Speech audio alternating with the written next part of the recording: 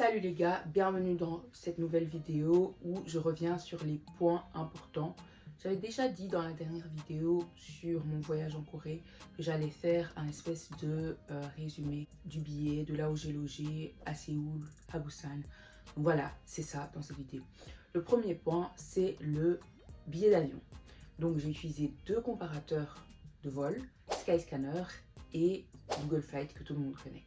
J'ai trouvé mon vol sur Google Flight et c'était du coup la période fin mai à fin juin en gros. Donc je suis restée au total, j'ai une petite feuille, je suis restée au total 38 jours en Corée, ce qui est beaucoup. J'ai trouvé mon billet à 670 €, 70 pour les Français. Donc en fait je regardais souvent les billets, ça fluctuait, c'était à 600, à 700. Et quand j'étais sûre de mes dates, j'ai booké. J'ai pas hésité, enfin si j'ai un peu hésité, mais on m'a un peu convaincu, mes potes m'ont dit Kadia, c'est le moment. Du coup voilà, 670 € aller-retour avec Turkish Airlines. J'ai eu une escale à l'aller en Turquie et aussi une escale au retour en Turquie. Niveau visa, j'ai le passeport belge. Au niveau de la Turquie, on m'a rien demandé comme visa, rien. Et pour le KETA, pour ceux qui le font, c'est quand tu arrives en Corée qu'on te le demande. Mais il y a beaucoup de pays qui sont exemptés du KETA, dont la Belgique. Donc voilà. Le point 2, c'est tout ce qui est hôtel, enfin là où j'ai dormi en gros. J'ai choisi d'aller en auberge de jeunesse si on veut, vous voyez les hostels, et pas les Airbnb parce que je me suis dit que c'est une façon de rencontrer des gens et de ne pas être toute seule tout le temps. Pour 38 jours. J'ai utilisé deux applications pour trouver là où je me suis logée. Le premier, c'est Booking. Le deuxième, Agoda. Il faut savoir que Booking a racheté Agoda. Et Agoda, c'est une pépite. C'est une pote qui me l'a fait découvrir sur place.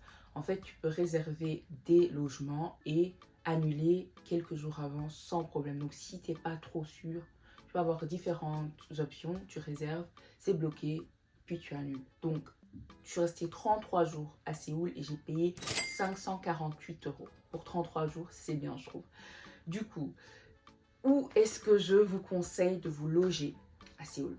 Personnellement, je pense que le meilleur endroit, c'est Hongdae. Je trouve que c'est stratégique. Quand tu es à Hongdae, il y a le train de l'aéroport qui vient jusque-là, le Harex. Donc, tu peux prendre le train directement de l'aéroport et il te dépose à Hongdae, donc Hongik University Station. Donc c'est vraiment parfait. Tu as le truc direct, voilà. Et en plus de ça, Hongdae, il y a la ligne 2 qui passe par là. Et je trouve que la ligne 2, elle te donne accès à différents endroits. Enfin, je trouve que c'est bien situé. En gros, Hongdae, c'est l'un des endroits que je conseille si vous voulez voir ce fait de pouvoir utiliser le train de l'aéroport à votre logement. Donc voilà. Hormis Séoul, j'ai aussi passé quelques temps à Busan. J'ai payé 64 € pour 4 nuits. Et franchement, l'auberge, elle était magnifique. Si vous voulez, je vous mettrai le nom. Je pense que c'est Elephant Hostel, quelque chose comme ça. Et ça se trouve à Nampo. Et pourquoi Nampo? Je trouve que c'est bien. C'est un bon quartier. C'est parce qu'en fait, de Busan Station à Nampo, c'est genre 2 arrêts de métro. Donc c'est hyper facile d'accès. Puis le troisième point, les transports en commun. En fait, avec votre T-Money Card, voilà, c'est votre T-Money Card, vous pouvez utiliser comme vous le savez dans le métro et tout. L'application que je vous conseille pour savoir combien d'argent il vous reste sur votre T-Money Card, je vais regarder parce que je ne la connais pas, le nom par cœur, c'est Bukacek. Le nom c'est Bukacek et franchement c'est bien parce que tu sais combien d'argent il te reste dedans et tu vois un peu les trucs que tu as utilisés. C'est comme en gros un historique d'achat. Et donc j'ai parlé du billet d'avion, des logements, du transport et aussi vous savez le taxi vous pouvez l'utiliser. Dans la dernière vidéo je vous ai dit comment le faire avec Kakao Taxi, enfin que vous pouvez utiliser Kakao Taxi même sans carte coréenne, il faut juste swiper et choisir l'option payer au chauffeur. Et voilà, je me déplaçais aussi en taxi quand j'étais en retard parce que franchement c'est abordable. C'est beaucoup moins cher qu'ici, genre je payais 7 € pour des déplacements, franchement c'était bien. Du coup, le vol plus le logement en Corée, ça va coûter 1282 € pour 38 jours. Franchement, pour 38 jours, c'est pas 2 semaines, pas 3. C'est 5 semaines. Ouais, c'est 5 semaines, 38 jours. Franchement, 1280 €, c'est bien.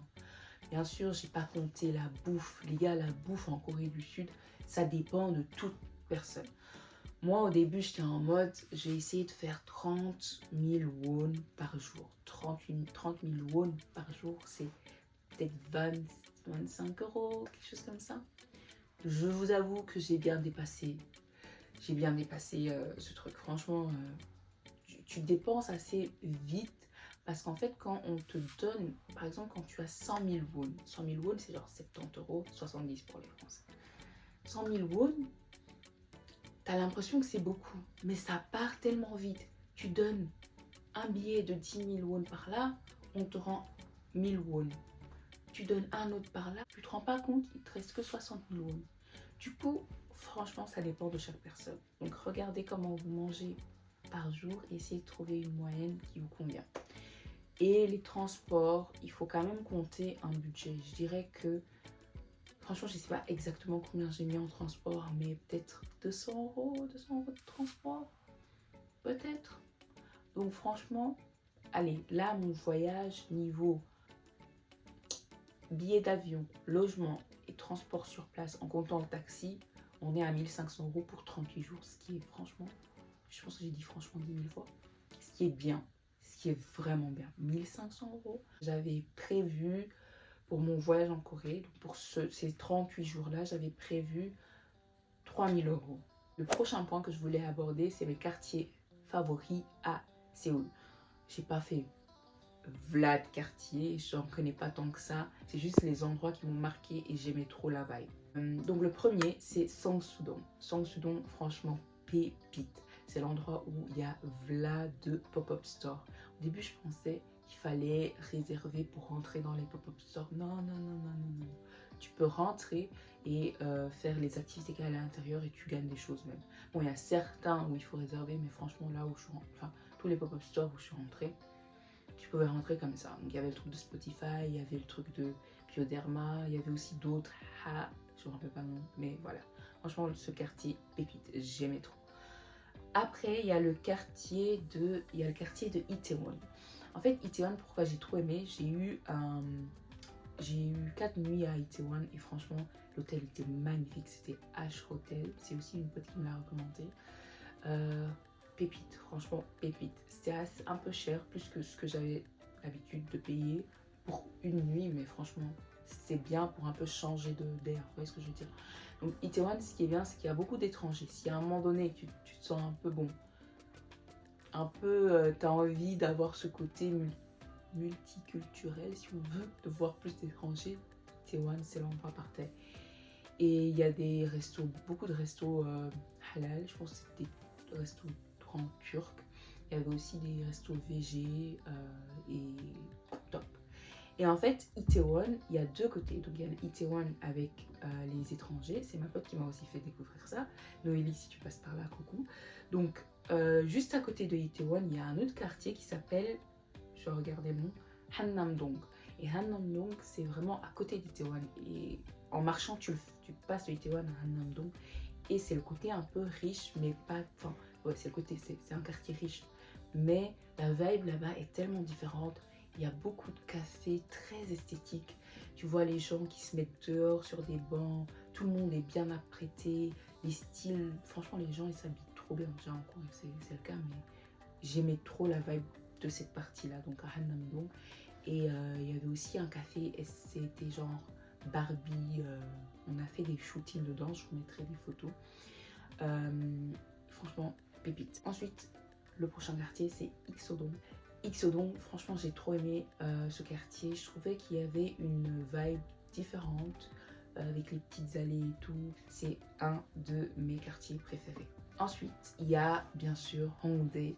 Hongdae, c'est là où je vous ai conseillé de vous loger mais c'est un quartier qui est vraiment bien parce que tu as vraiment le côté jeune, mais pas que. Donc il y a le busking là où il y a les gens qui dansent, là la rue commerçante où tu peux acheter beaucoup de choses pas très chères. Franchement, en Hongrie, je trouve que c'est un endroit qui est vivant. Bien sûr, tu as tout ce qui est club, boîte de nuit à côté. L'autre point, c'est pour aller à Busan, du coup, les gars. Si vous voulez aller à Busan, moi, comment j'ai fait? Bon, je pense qu'il y a beaucoup d'options, hein, mais moi, j'ai utilisé le train. Pour l'aller, j'ai utilisé le ITX. ITX. J'ai payé 40 000 won, ce qui équivaut à 28 euros. Mais il faut savoir que genre c'est 5 heures. 5 heures dans le train. C'était long, mais j'avais des choses à faire. Je devais éditer une vidéo. Bon, je n'ai pas trop édité, mais bref, 5 heures aller. Et au retour, j'ai pris le KTX.